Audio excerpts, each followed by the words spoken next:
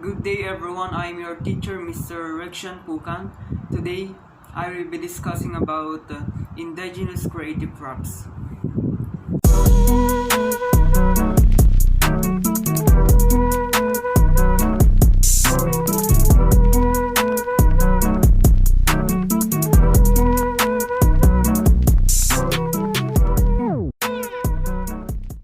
Art is described as an unstructured and open-ended form of work that expresses emotions, feelings, and vision. Craft denotes a form of work involving the creation of physical objects by the use of hands and brain.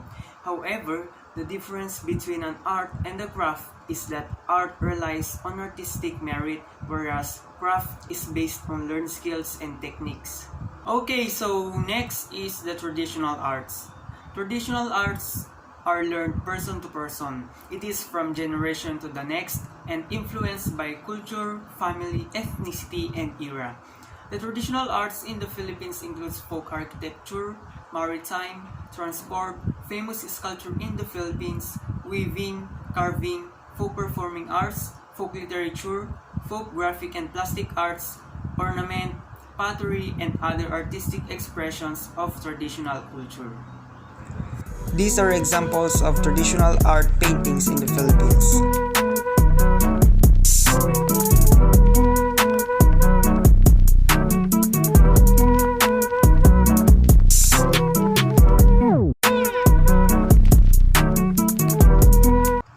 Indigenous crafts are products manually created by ethnic or tribal groups in the Philippines. These are arts that are purposive in nature as they reflect the way of life during early times. These crafts serves as the starting point of manual innovation that has lasting meanings and functions to the society. The native Filipino products like in wooden or rattan furniture and handicrafts, woven abaca or pinacloth, and other handmade or carved toy or trinket one usually finds in rural areas was made from indigenous raw materials.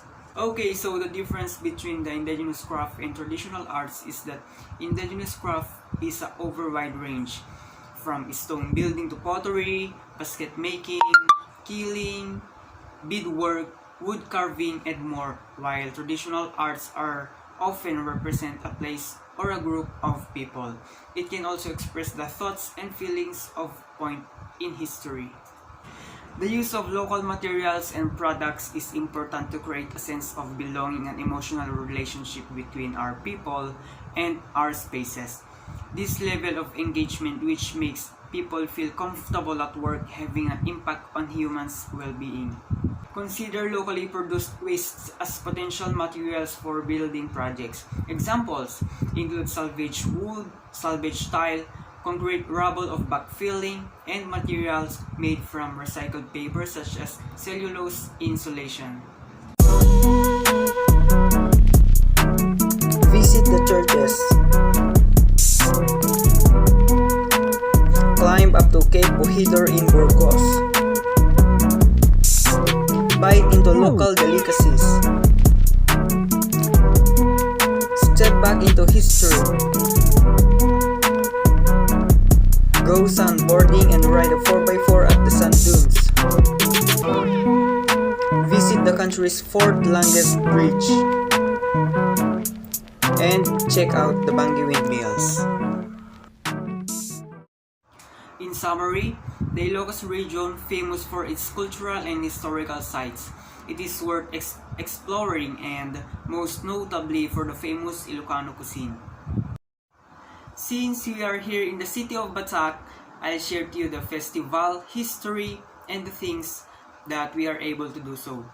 The Batac Empanada Festival has already become an annual activity since Batac became a city. The festival highlights and the making of empanada through a dance parade and colorful floats as well represented by clustered barangays composed of men, women, and youngsters including local officials here. But at Riverside Empanadahan, the Riverside Empanadahan is a local and tourists' favorite that sells food products, souvenirs, and more. Okay, so that's all, and I hope you learned something about my discussion. Thank you.